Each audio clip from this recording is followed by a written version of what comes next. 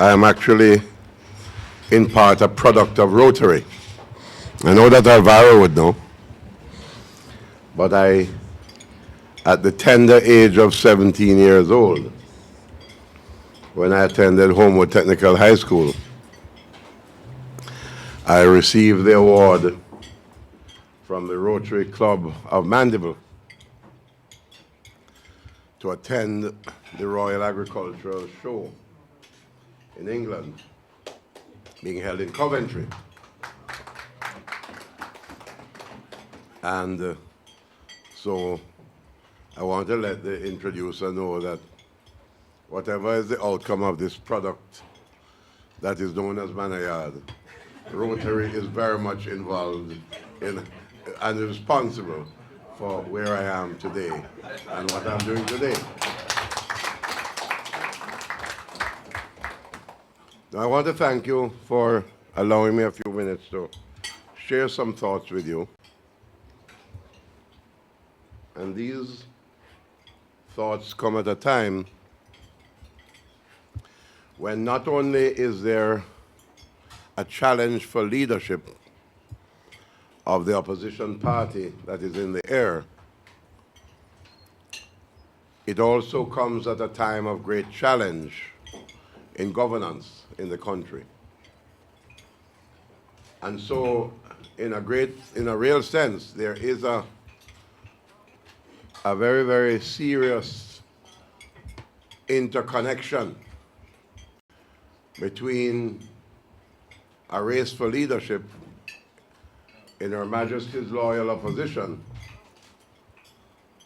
and the general conditions that we face in governance and in the economy and in terms of the social and economic conditions that we face today. That is the background. So today, in my short presentation, what I'd like to do is to focus my attention on some of those critical issues as I see them that face us today, and some of the solutions that I think we're going to have to apply. Some might be old ideas, yet unimplemented. Some might very well be new ideas, though necessary. But the issue is that we have to be frank and we have to be honest with ourselves in assessing where we are before we can even make a firm determination of where we are going. And critically, how to determine which path to take going forward. The truth is that we are a country beset with a lot of problems. Even as we have many opportunities that face us, we are also confronted by many, many problems. The problems are too numerous for me to attempt to enumerate in my short presentation. But indeed, all you have to do is to just take up the current issue of any daily newspaper, and the problems come out at you. One that came out, I think, just yesterday is the horrific story of some of the things that are carried on at the transport center in Halfway Tree. A place where, when I was Minister of Finance, I accompanied the then Minister of Transport. And it was largely a project that had been started by the previous government. We just happened to open it. And we all opened it with pride that here is a modern facility that is supported by a fleet of modern buses that would transport our people, including our children, in a sense of comfort and decency. And when you listen to the stories that are now emanating from what is happening at the transport center, we have to pause and reflect. And we have to recognize that something has to be done about it. We just can't talk about the problem and leave it alone. A few weeks ago, a bus crashed, two minibuses crashed in my constituency. Was not the first time. While I was minister, one crashed in 2011 on the way from Trelawney. 4 children died in that crash. The name of the bus? Not Nice. That was the name of the bus, you know. Not Nice. And when Mike Henry confiscated the music, the tapes that were being played on that bus, and they took it to Kingston and they listened to the lyrics. The lyrics on that bus, they were all unmentionable. We couldn't attempt to repeat any of those lyrics here.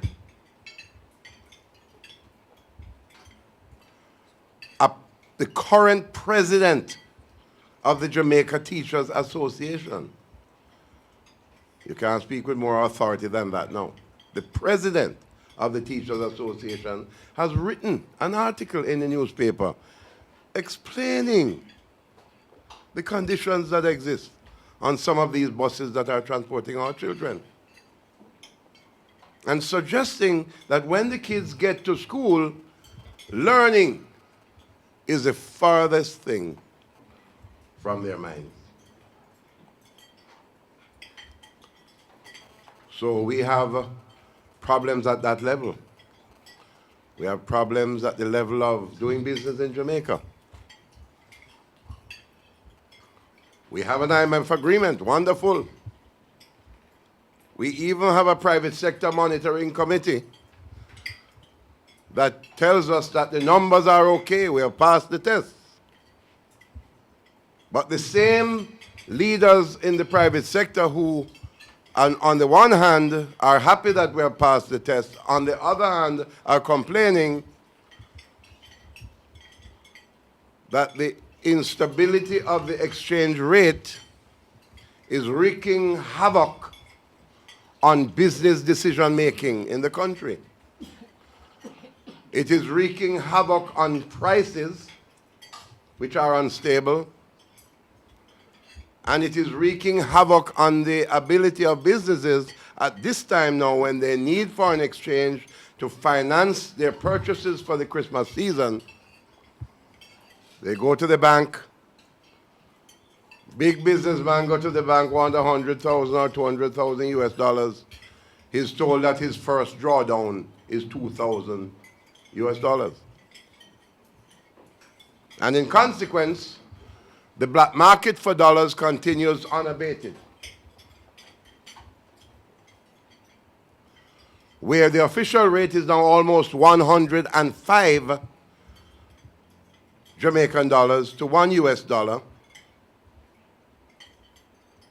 But there are persons, depending on the volume of foreign exchange that they need, that are prepared to pay $110 and higher right now for foreign exchange.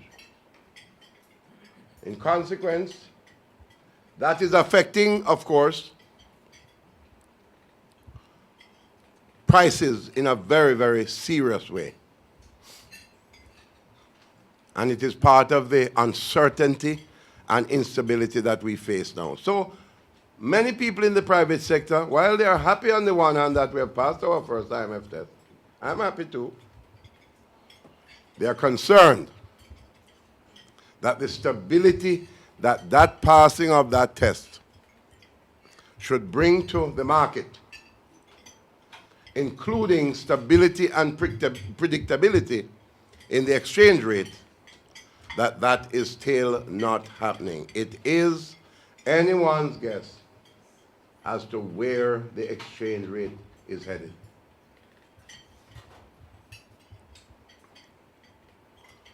And I want to make a few comments on that, because from time to time I see references being made to what would you do, Mr. Shaw?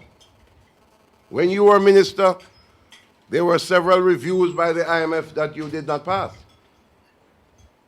And I'm prepared to confront that issue once again, albeit I'm repeating myself. But sometimes we do have to repeat ourselves. I've insisted that the failure to have reviews, about 4 or 5 of them while I was minister, was substantially built around the need for the significant structural benchmark reforms that were needed. And the only issue at the time between myself and the IMF was the pace of implementing those structural reforms. That was the only issue. That was the big issue. That was the main issue. What were those structural reforms? Public sector reform, pension reform, tax reform. We are now almost 2 years since I've been finance minister. A new IMF agreement has been negotiated. The new government has passed the first test. But none of those 3 reforms to which I mentioned has yet been implemented. If it was such a simple matter, why haven't they been implemented up to now? We are told that pension reform has been put off until 2016. We are told that tax reform, which was to have been seen tabled and omnibus incentive legislation by the beginning or by the end of September, we are told now that that is put off to the end of October. In terms of public sector reform, we don't know where that is. Because public sector reform is an absolute necessity if we are going to streamline a bureaucracy that has become so heavy and so much of an overweight part of government bureaucracy that it is more of a hindrance now to investment than it is encouraging and being part of facilitating investment to be successful in the country. So all of those major structural reforms remain, as of now, unfulfilled. And that is what I was being pulled across the coals about. So now we know it's not such a simple matter. And now we know that what, in exchange for not fulfilling those obligations now, what the IMF has done is to put the government on a shoestring budget. Pass a test and you get a $30 million. The truth is that that's not confidence building. It is not confidence building because what is happening in the economy now is that for the past 6 consecutive quarters, we have not grown. We have declined in the past 6 consecutive quarters. Unfortunately, the government has allowed itself to be led by the IMF down a wrong path. A path where virtually every important element of a stimulus package that I put in place as Minister of Finance has now been reversed by the present Minister of Finance. Significant features of these things are what led to a 1.3% growth in the economy in 2011. What were those? What were some of those initiatives? Sharply reduced transactional costs, reduced transfer taxes and stamp duties from 7.5% down to 4% combined. We eliminated the stamp duty on the transfer of loans from one institution to the next, thereby increasing loan portability without any great cost. Borrowed money from the multilateral institutions, over $3 billion US, at interest rates of less than 2%, most of it. Left the NIR with a healthy reserve of $2 billion US. There was no competition for dollars. When people wanted the dollars, they would get it. Now it is 910 million US dollars at the end of September. Reduced interest rates sharply to single-digit levels on mortgages. Two major institutions were competing at 9.5% when I left as Minister of Finance, brought it down from over 20%. Unfortunately, we are seeing where interest rates are beginning to trend back in the wrong direction. Interest rates on short-term loans, in some cases, are reaching, even at the Ministry of Finance issues, are reaching as high as 9%. That is going in the wrong direction, because only one place you go from 9%, you're going to double digits. And that's where I don't want to see interest rates going back in this country. So there's a sense in which, despite the best efforts of this present administration, what they have done is gone and tampered with those things that were stimulating. Other things are included. I abolished the double taxation on dividends. This government has reimposed a 15% tax on dividends. We started the program of reducing corporate taxes for unregulated companies to 25%.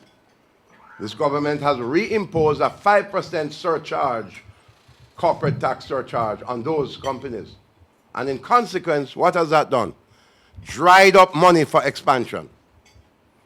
Dried up money for business expansion. Now, what the government is now seeking to do under a further IMF dictate is to abolish the junior stock exchange, which I started as minister. What is the purpose of the junior stock exchange? Simply to encourage Jamaicans to depart from the practice of continually using debt as a means of financing investment. And instead, to go to Jamaicans and say, become a stakeholder, own something in a good, a well-run company, albeit originally private company, and raise your money from equity participation rather than debt. Some would have said, why would a company like Lasco be allowed to enter the junior stock exchange? Well, without vision, the people perish. Because at the time when I introduced the stock exchange, Lasco would typically have had to go to the debt servicing market at maybe 15% or higher. They instead went to equity and in consequence invested 2 billion Jamaican dollars at Whitemall, not only in warehousing space, but critically in manufacturing space, and employed 500 more people as a result. That's the result of the junior stock exchange. And so many other companies have decided to go that route of seeking their equity for expansion from the public rather than from banking institutions. Alas, it appears that the junior stock exchange is about to be abandoned by the present government. I put the question to the minister recently in Parliament, and the minister did not give me a direct response. He intimated that what I should do is await the tabling of the incentives legislation, and we would then know whether the junior stock exchange is being preserved or not. I maintain, ladies and gentlemen, that the stock exchange, the junior stock exchange, reversing it at this time would be a retrograde step. Because in our economy today, ladies and gentlemen, we need all the help we can get from every possible and conceivable quarter. And the dogma that comes down from some of these multilateral agencies, cut off all incentives. Everybody must just operate on one level, just wipe out all incentives. Can't work, because the competition in the marketplace globally does not operate like that. And so the consequences of these ill-advised decisions are now manifestly clear. Unemployment, ladies and gentlemen, has gone up by 3% since I was minister. Among young people between the ages of 16 and 28, unemployment is closer to 40%, which always leads me to ask the question, what happened to the Jeep? Where's the Jeep? Nobody knows where the Jeep, the Jamaica Emergency Employment Program, where the Jeep is. Nobody has any idea. Not the Prime Minister, not the Finance Minister, not even Omar Davis himself, who is supposed to be the driver of the Jeep. And meanwhile, all of these things are happening. I'm convinced of one thing.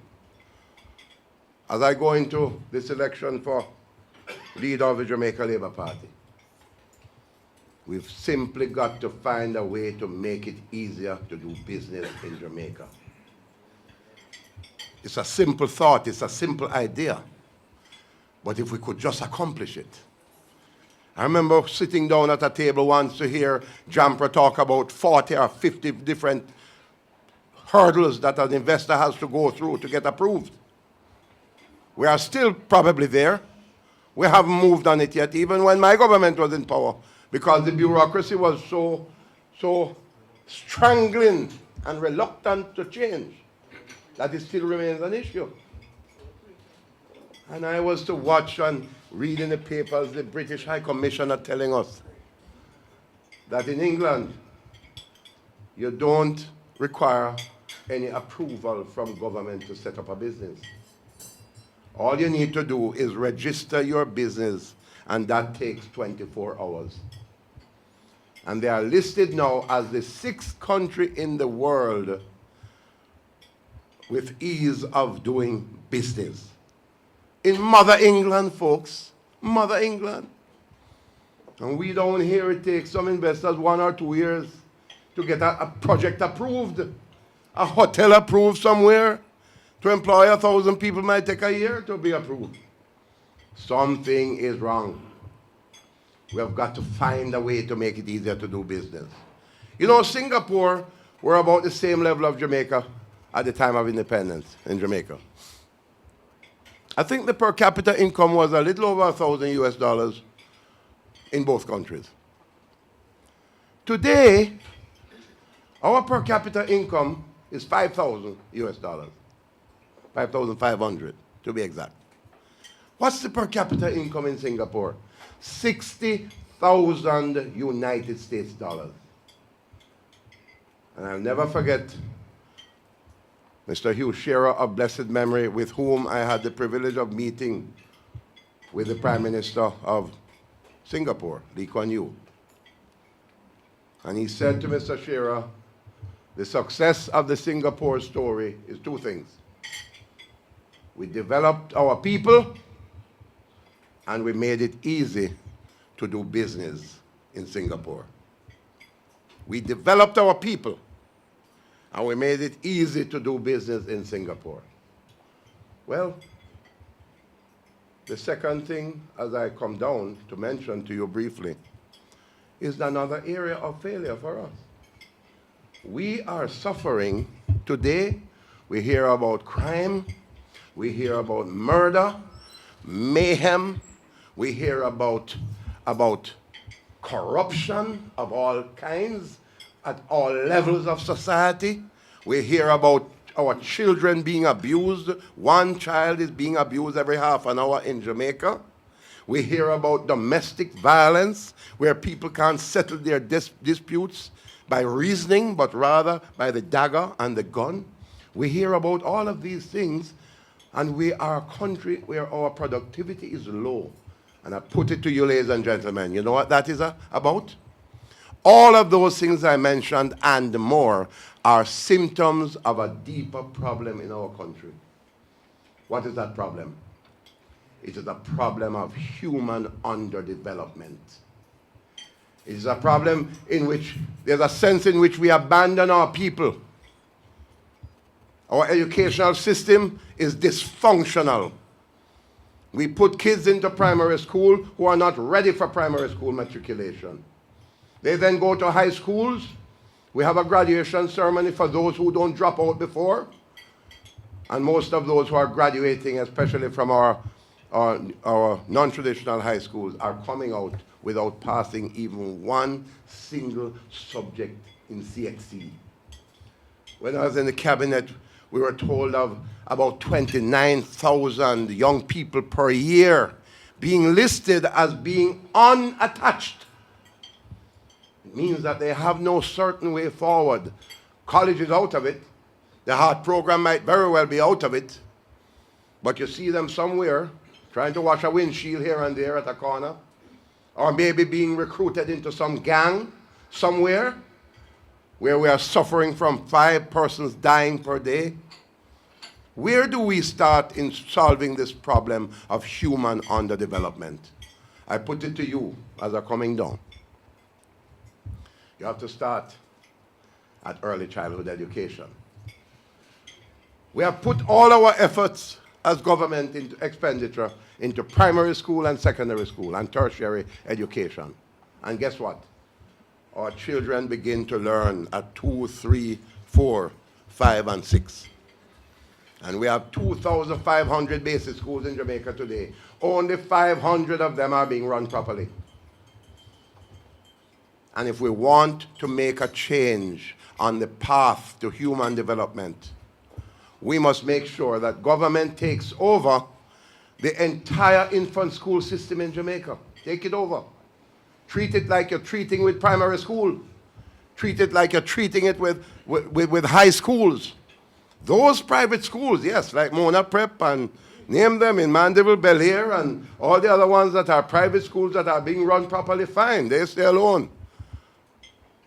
Other private schools that are being run properly, you come under government regulation to make sure that you are fulfilling certain standards. But the government must take over every other infant school in the country, because what happens now is that they are glorified daycare centers. And they are not centers for learning. They are not even centers for proper nutrition for our little children, because you have to feed their brain with proper food and proper nutrition. Government has to take over the infant school system. We are told by the Minister of Education that our children, our teachers, we have an oversupply of teachers. Amazing. Our children are entering private school, primary school, illiterate, but we have an oversupply of teachers in Jamaica. Nonsense.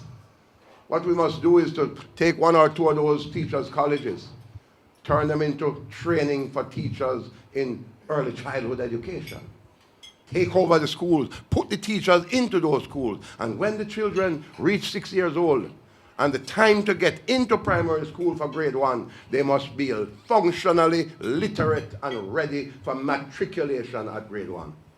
That's what must be done. Other countries are doing it. We need to do it in Jamaica. We can't put a blind eye to it and say we can't afford it. Nonsense. The nominal cost of taking over the infant school system will be an incremental $12 billion per year. When we take it over, under my plan, you obviously cannot implement it all in 1 year, because you need time for the physical arrangements. It doesn't mean you're going to have 2,000 schools anymore. You might have to have a kind of merger of schools.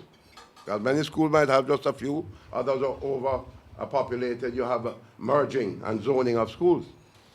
And then you phase it over a 5-year period where you put the curriculum in to train the teachers and the funding, and then you put the program in to take over the schools. Over 5 years.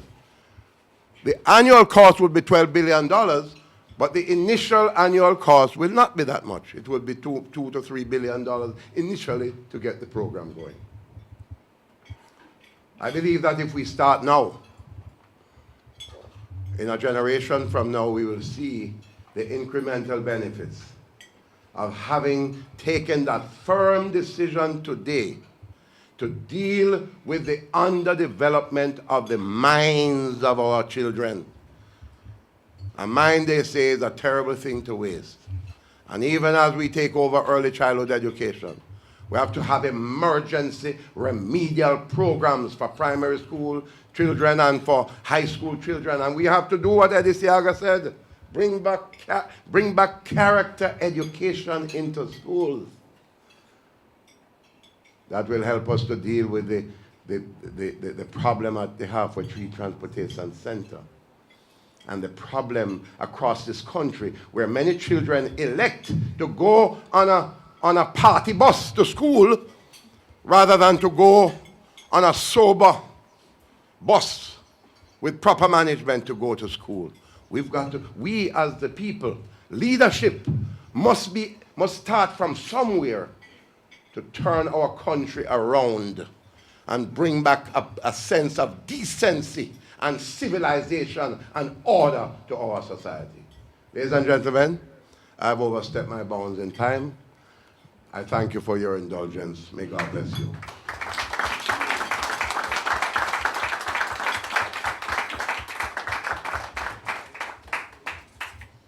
Thank you very much. So my very carefully crafted response would be that the decision of the Caribbean Court of Justice in the Shanique Myrie case is most certainly an interesting one, and it is one that will have to be taken around the table of the Jamaica Labour Party to have further discussions on policy directions. Thank you very much. On the news, we heard other members of your party at functions saying that you're well, I don't know which country they are in. Announced my consultation program to commence. They had a similar meeting at the same spot in Old Harbor. And I don't know what is wrong with that spot, boy. But that spot seems to cause all kinds of inappropriate expressions to emanate. And let me say that when they started a month ago with some of the unfortunate statements that were made, and I had to issue a statement myself and said to everybody, cool it. I thought everybody had cooled down. Now they have come back. I have not seen any of the tapes yet. I've only heard anecdotal reports and so on. What I can say is that their initial behavior was a great launching pad for me. And this behavior that was reported last night is an extra booster and launching pad for me. Because what we need in the Labour Party, we need a competition of ideas. We don't need personal attacks. We don't need ad hominems. We don't need disrespect. We really need to understand that we're a country that is in very, very serious problems. And what we must do as serious leaders is not to get up and talk about who is older than whom, and who is this and who is that, and Carrigo Brinkham and all that. What is needed and is necessary is for us to gather together all of our skills and our experience, which I know I have in my many years of service in this country, 31 years of public service, 5 years promoting investment, 26 years as a member of the Jamaica Labour Party. We need to come together and find the solutions to the serious problems that this country faces right now. That is my commitment. And I will continue on that path of a purposeful mission that has to be accomplished for all of us. That's my answer to you, sir. And you know the word is love from me to them. Because you know what my challenge is? You know what my real challenge is going to be? And I can serve warning to them. Bring back the love to the Jamaica Labour Party. And I have to unite the party, because it is only through a united opposition we'll be able to present ourselves as a credible alternative government in waiting. Thank you very much. Yes, sir. Yes, sir. The current leader of your party, Yes. whom you are challenging, was the former Minister of Education. Yes. How far did he get in this proposal that you have of taking over all the basic schools? How far did he get in that program? Well, I'm not empowered. Did he start that, and second, Yes. if you make him Minister of Education again, should you take over this? I'm not empowered to report on his stewardship as Minister of Education. The truth is, I believe that both parties have tinkered around with the question of early childhood education too much. We've got to make a giant step forward. It's a big idea. The Gleaner in the early tour. And I don't know if it's because I have a 4-year-old daughter myself, but it is a big idea. Yes. Go ahead. Who was 10 years older than me, is still 10 years older than me. He went to Canada, came back with 2 gifts but he gave Audrey a wonderful gift. And I got a little tiny plaque. And on the plaque it said, "You ain't learning nothing when you're talking." And while I might be somewhat of a chatterbox still, the truth is that it resonated in my mind over the years, and I find myself listening a lot. I think one of the things a good leader must demonstrate is the ability to listen. That is why in my speech at my launch in Mandeville, I said 3 V's are important in this effort. The first V is to listen to the voice of the people, not just the delegates of the Labour Party, the people of Jamaica. Because what I find oftentimes is that not only will the people tell you the problems, but if you listen long enough and you are patient enough, they'll even tell you the solutions. Very, very important. And if the solutions emanate from them, it is more likely that those solutions will be successful and lasting because they will feel a sense of empowerment and ownership. And so that is my mantra. I think it's one of the big problems of politicians. We get up, we turn leader, especially if we're anointed rather than elected, we then feel that we are some kind of God's anointed person. And we kind of lose our sense of grounding, our sense of humility. And oh God, I give thanks to my parents who always taught me to have that sense of humility. Even taught me to read that Bible, read my Bible. I have my father's Bible at home, which my mother gave to me when my dad died. And one of my favorite passages in the Bible, my dear friend, is the book of Micah, chapter 6, verse 8. Where it says, "What does the Lord require of us? But to do justly, to love mercy, and to walk humbly with thy God." None of us has all the answers, my dear brother. None of us. If we did, Jamaica certainly would be in the pickle that it is in today. I think we have to be objective.